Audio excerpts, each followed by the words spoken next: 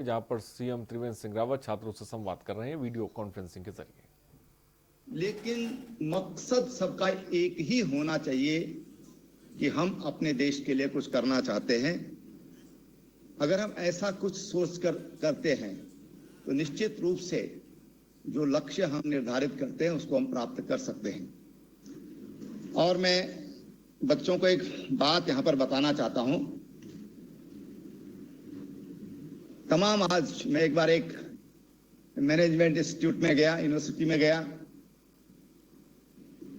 तो मैंने उन बच्चों से एक बात कही, वहां के प्रोफेसर से एक बात कही कि अगर मैनेजमेंट के बारे में कुछ सीखना है तो सबसे बड़े मैनेजमेंट गुरु ये हनुमान जी हैं। हनुमान जी से बड़ा मैनेजर कोई नहीं हो सकता है। उनके हाथ खाली थे लेकिन लक्ष्य स्पष्ट था और अपने लिए कुछ नहीं था।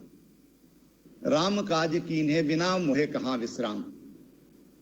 तमाम बाधाएं आई। आप देखिए, जब वो लक्ष्मण पर शक्ति आघात हुआ, काल नेमी राक्षस आ गया। जब सीता जी का अपहरण हुआ तो समुद्र में एक राक्षस ने उनका रास्ता रोकने का प्रयास किया। तमाम बाधाएं आई। उनको विश्राम करने का मौका दिया गया कि आप विश्राम कर लीजिए, बहुत थके हैं। उनको भटकाने का प्रयास किया लेकिन एक ही मंत्र बोलते थे और आगे बढ़ जाते थे कि राम काज कीन्हे बिना मोहे कहां विश्राम। और दुनिया के तमाम कैरेक्टर हमने पढ़े होंगे, उनके चरित्र के बारे में पढ़ा होगा, लेकिन हनुमान ही एक ऐसा चरित्र है जो कभी असफल नहीं हुआ जीवन में। एक प्रोफेसर अग्रवाल हैं, आईएएस थे, उन्होंने पुस्तक लिखी है मैनेजमेंट गुरु हनुमान, हिंदी अंग्रेजी दोनों भाषाओं में है, और इस पुस्तक को जरूर पढ़िए। मैं बच्चों से कहना चाहता हूं, बहुत सारी जो शंकाएं हैं आपके जीवन की, जो आप सोचते हैं, मैं आपको विश्वास के साथ कह सकता हूं कि आपके मार्ग को प्रशस्त करने में यह पुस्तक एक बड़ी भूमिका निभा सकती है। एपीजे अब्दुल कलाम आजाद जी का आज जन्मदिन है, पुण्यतिथि है, और उनको आज हम श्रद्धा सुमन अर्पित करते हैं। लेकिन आपको जानकारी होगी कि एपीजे अब्दुल कलाम आजाद भी इस फौज में जाना चाहते थे, सेना में अधिकारी बनना चाहते थे, और वो यहां पर आए देहरादून में, वो सफल नहीं हो पाए, और वो यहां से निराश होकर के, उनके जेब में पैसा भी नहीं था, उनकी बहन ने अपने गहने बेचकर उनको यहां भेजा था, रास्ते का किराया उनको दिया था, और उनको विश्वास था कि वो निश्चित रूप से एयरफोर्स में जाएंगे और सफल हो जाएंगे, लेकिन वो सफल नहीं हो पाए। और जब वो यहां से देहरादून से निकले बड़े निराश होकर, ऋषिकेश में गंगा जी के किनारे गए, मन में आया कि आत्महत्या कर लेना चाहिए, तभी उन पर एक साधु की नजर पड़ती है, एक संत की नजर पड़ती है, और वो भांप लेते हैं कि ये परेशानी में है। उसको बुलाते हैं, उससे बातचीत करते हैं। वो बड़े निराश थे। उन्होंने कहा कि मेरा मन कर रहा है कि मुझे अब आत्महत्या कर लेना चाहिए, मुझे नहीं रहना चाहिए, अपने आप को समाप्त कर देना चाहिए। तो स्वामी शिवानंद जी ने उनसे कहा कि बेटा, तुमको भगवान ने हो सकता है कि और बड़े काम के लिए आपका चयन किया होगा, आपका चुनाव किया होगा, और इसलिए हताश निराश होकर काम नहीं चलेगा। तुम उत्साह के साथ, विश्वास के साथ आगे बढ़ो, तुमको निश्चित रूप से सफलता मिलेगी और एक महान वैज्ञानिक बने। देखिए, राष्ट्रपति बनना, प्रधानमंत्री बनना, ये अलग चीज है, लेकिन एक महान वैज्ञानिक के रूप में उन्होंने देश की रक्षा के लिए जो कुछ कर दिया, वो हमारे तमाम रक्षा अनुसंधान क्षेत्र में लगे वैज्ञानिकों के लिए शोध का विषय है और प्रेरणा का विषय है। और इसलिए हम अगर आगे बढ़ना चाहते हैं तो सबसे पहली बात है कि हमारे प्रयास कैसे हैं। हम क्या पूर्ण मनोयोग से इस काम को कर पा रहे हैं, या जो हम करना चाहते हैं उसके लिए हम पूरे मनोयोग से लगे हैं कि नहीं लगे हैं। मेरा आशय हमारे एफर्ट्स 100% होना चाहिए।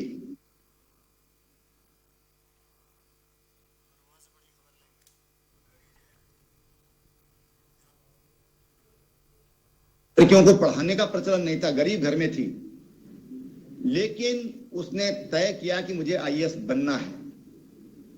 1 साल तक घर से बाहर नहीं निकली और जब एग्जाम में बैठी तो आईएएस बनकर निकल गई पहले अटेम्प्ट में। ये हमारे प्रदेश में है। मैं एक ऐसे आईएएस ऑफिसर को भी जानता हूं अपने प्रदेश में, हैं तो बाहर के रहने वाले, लेकिन यहां पर लेबर का काम करते थे, पत्थर फोड़ते थे, पत्थर तोड़ने का काम करते थे, आज आईएएस है, यही उत्तराखंड में है। और इसलिए पहली बात तो ये कि हमारे मन में कहीं ये नहीं आना चाहिए कि मैं ये नहीं हो सकता, मैं कर सकता हूं। ये विश्वास हमारे मन में होना चाहिए, तो निश्चित रूप से रास्ता अपने आप आपके लिए बनता चला जाता है। ये विश्वास अपने मन में चाहिए। मैं 1-2 बातें और आप लोगों से कहना चाहूंगा कि निश्चित रूप से मुख्यमंत्री होने के नाते आप लोग ये भी जानना चाहेंगे कि हमने इस दिशा में क्या काम किए हैं। हमारे यहाँ जो माध्यमिक शिक्षा है, देहरादून है, नैनीताल है, अल्मोड़ा में है, अनेक जगहों पर बहुत अच्छे अच्छे विद्यालय हैं, लेकिन उच्च शिक्षा के क्षेत्र में यहाँ पर कुछ आज भी हम कमी महसूस करते हैं। एक तो मैं जो हमारे वैज्ञानिक मेरे सम्मुख बैठे हैं, जो मुझे सुन रहे हैं, उनसे हम ये अपेक्षा करते हैं कि इसमें क्या करना चाहिए। दून यूनिवर्सिटी बनाई गई, यहाँ पर पंडित नारायण दत्त तिवारी जी मुख्यमंत्री थे और मत सब लोगों के भिन्न भिन्न थे, लेकिन मैंने सार्वजनिक कार्यक्रम था, सारे विधायक उसमें उपस्थित थे। मेरा मत भिन्न था। मेरा मत भिन्न ये था कि हमको एक और कॉलेज नहीं खोलना है, हमको एक और यूनिवर्सिटी नहीं खोलना चाहिए, बल्कि हमको एक ऐसी यूनिवर्सिटी खोलना चाहिए कि जो हमारी कमियों को दूर कर सके। हमारे बच्चों को बाहर पढ़ने के लिए जो जाते हैं उनको उसकी आवश्यकता ना हो, उनको वो शिक्षा, वो एक गुणवत्ता युक्त शिक्षा वो उत्तराखंड में मिले। मेरा काफी विरोध भी हुआ, इलेक्शन में भी लोगों ने मेरा विरोध किया, खुलकर विरोध किया कि हमारे कॉलेज एफिलिएशन नहीं किया गया, ये नहीं किया गया। लेकिन मैंने कोई बात नहीं, मैं 150 वोट से हार भी गया उस समय चुनाव, लेकिन खुलकर लोग, बड़े प्रबुद्ध लोग तथा कथित रूप से कहना चाहूंगा उनके लिए, कि वो मेरे विरोध में सामने आए। लेकिन मेरी कल्पना बड़ी स्पष्ट थी। मेरे मन में एक कल्पना और है, पिछले 4-5-6 दिन से मैं विचार कर रहा हूं, उसके बारे में मैं चाहूंगा कि कोई साइंस कॉलेज उत्तराखंड में, कोई साइंस कॉलेज हमको उत्तराखंड में हम खोलना चाहते हैं। मैं शायद आज मैं कुछ लोगों के साथ शाम को बुलाने का प्रयास भी करूंगा, बैठने का, लेकिन आप लोगों को कोई सजेशन हो तो प्रोफेसर पंत को आप इस बारे में बता सकते हैं। तो हम यहाँ पर एक साइंस कॉलेज खोलना चाहते हैं, आवासीय हो, रेजिडेंशियल हो, ये मैं चाहता हूं। श्रीदेव यूनिवर्सिटी यहाँ पर है, जो पहले पंडित दीनदयाल उपाध्याय यूनिवर्सिटी थी, उस बारे में मेरा मत बिल्कुल भिन्न था कि हमको केवल उसको हमको पीजी एंड पीएचडी रिसर्च के लिए खोलना चाहिए। ग्रेजुएशन करने के लिए हमारा बहुत सारे कॉलेज हैं, बहुत। अगर हम देखेंगे देश में, अगर एवरेज हम देखेंगे तो मैं समझता हूं कि उत्तराखंड नंबर 1 पर होगा। आईटीआई है, पॉलिटेक्निक है, देश में अगर संख्यात्मक दृष्टि से हम देखेंगे तो नंबर 1 पर हम होंगे। लेकिन गुणात्मक दृष्टि हम देखते अगर, तो मैं कह सकता हूं मुख्यमंत्री के नाते हम उससे संतुष्ट नहीं है, क्योंकि इतने हमने खोल दिए हैं जगह जगह पर, कि जैसे प्राइमरी स्कूल खोल दिए जाते हैं कि भाई बच्चा नदी पार नहीं कर सकता, बच्चा नाला पार नहीं कर सकता, बच्चा 2 किलोमीटर ज्यादा पैदल नहीं जा सकता, 3 किलोमीटर ज्यादा पैदल नहीं जा सकता। लेकिन आखिर जब तक गुणवत्ता नहीं होगी, तो आज के युग में खाली सर्टिफिकेट हमने लटका दिए गर्दन गले में, तो उससे काम नहीं चलेगा। प्रतियोगी युग है। मैं सिंगापुर गया था, पूरे सिंगापुर में एक आईटीआई है, सिंगल एक आईटीआई है, 29,000 बच्चे उसमें पढ़ते हैं, और वहां जाकर आंखें खुलती हैं। वहां पर लकड़ी का पहिया से लेकर और मिग तक खड़े हैं, वहां पर हैं। ऐसा प्रशिक्षण हम आज 1947 से पहले की जीप पर हम अपने बच्चों को मोटर मैकेनिक बनाना चाहते हैं, कैसे टिक पाएंगे जब G5 चल पड़ी है, 5th जनरेशन की गाड़ियां चल रही है और हम उनको 19वीं सदी की गाड़ी पर हम उसको सिखाएंगे तो उससे नहीं हो सकता। आप तमाम कोई भी चीज हो, प्लम्बर का ही काम हो, मैं कहता हूं, अगर हम देखें तो हम कहां पर खड़े हैं। और इसलिए मैं बच्चों को बताना चाहता हूं और अपने वैज्ञानिकों को बताना चाहता हूं कि हमारे राज्य में कुछ कमियां थी। जैसे हमारे यहाँ सीपेट की कमी थी, central institute for plastic engineering technology, हम सबसे पहले उसको लाए, वो हमारे यहाँ खुल चुका है। नेशनल लॉ यूनिवर्सिटी हमारे पास नहीं थी, हम नेशनल लॉ यूनिवर्सिटी यहाँ पर लाए हैं। ड्रोन एप्लीकेशन सेंटर ये हम देहरादून में हम लाए हैं। ये ऐसी चीजें जो बहुत कम राज्यों में उपलब्ध है। अभी हम एक इंस्टीट्यूट बना रहे हैं, इंटरनेशनल लेवल का बना रहे हैं, उसके लिए सारी बातें हो गई हैं। 50 से 75 करोड़ रुपया उस पर लगेगा, भूमि दान में मिल गई है। और ये national institute of skill development, ये एक ऐसा उच्चतम श्रेणी का हम एक स्किल डेवलपमेंट का इंस्टीट्यूट यहाँ पर राज्य में बनाने जा रहे हैं। थोड़ा समय लगेगा बनाने में, अभी उसको शुरू हो जाना चाहिए था, लेकिन कोविड की वजह से हम उसका शिलान्यास नहीं कर पाए हैं, लेकिन हम बहुत जल्दी उसकी शुरुआत करेंगे। एक स्कूल हमने अपने बच्चों के लिए, जो निर्धन बच्चे हैं, जिनके पास पैसे का कोई साधन नहीं है, लेकिन बच्चे में टैलेंट है, वो स्कूल हमारा तैयार, कोविड के कारण वो भी दिक्कत हुई, लेकिन वो हमारा तैयार हो जाएगा महीना 2 महीने में। और ये सोचा था कि इस बार हम इन दिनों में क्लासेज वहां पर शुरू कर देंगे, लेकिन कोविड की वजह से सारी एग्जाम हम उसमें कंडक्ट नहीं कर पाए। लेकिन एक ऐसा स्कूल जो 6ठी से लेकर 12वीं तक होगा, 6ठी से लेकर 12वीं तक होगा, उस स्कूल में वो बच्चा आएगा जिसमें टैलेंट होगा। जिस बच्चे में टैलेंट होगा, स्टेट लेवल पर हम एग्जाम कराएंगे। 10-15 सीटें हम ये भी चाहेंगे कि उसमें 10-15% देश से बच्चे आए। बच्चों का थोड़ा सोच बदलती है, नेशनल सोच बनती है, बच्चों का डेवलपमेंट उसी दिशा में होता है। बच्चे के अगर घर में पैसा नहीं है तो हमने उसमें ऐसी व्यवस्था की है कि बच्चा वहां पर निःशुल्क पढ़ेगा।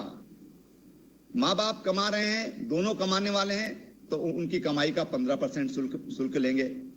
अगर एक कमाने वाला है तो 10% शुल्क लेंगे, क्योंकि विद्यालय, मेरा यह मानना है कि अपने पैरों पर खड़ा होना चाहिए कोई भी चीज, और इसलिए शुल्क लेंगे। लेकिन कोई भी बच्चा, जो बच्चा जिसके पास टैलेंट है लेकिन पैसा नहीं है, उस बच्चे को भी उस विद्यालय में धन के अभाव में एडमिशन से वंचित नहीं रह पाएगा। जो बच्चों ने यहां पर कुछ बातें कही, मैं आपसे कहना चाहता हूं कि आप आगे बढ़िए। एक फाइन आर्ट्स की बात हुई, एक बच्चा चमोली जिले का,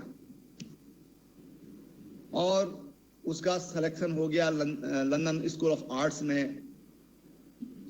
पैसा नहीं था, पैसे की जरूरत थी, हमने उसके लिए व्यवस्था की, कुछ सरकार से उसके लिए फंडिंग की व्यवस्था की, कुछ दोस्त मित्रों से की, कुछ अन्य जगह से की, लेकिन हमने उसको वहां भेजा। हमने कहा बच्चे को पढ़ाई करनी चाहिए, इस स्कूल में अगर जा रहा है, लंदन स्कूल ऑफ आर्ट्स में उसका एडमिशन हुआ है, तो बच्चे का क्या स्टेट का नुकसान होगा, हमारे देश का नुकसान होगा। हमने उसकी व्यवस्था की।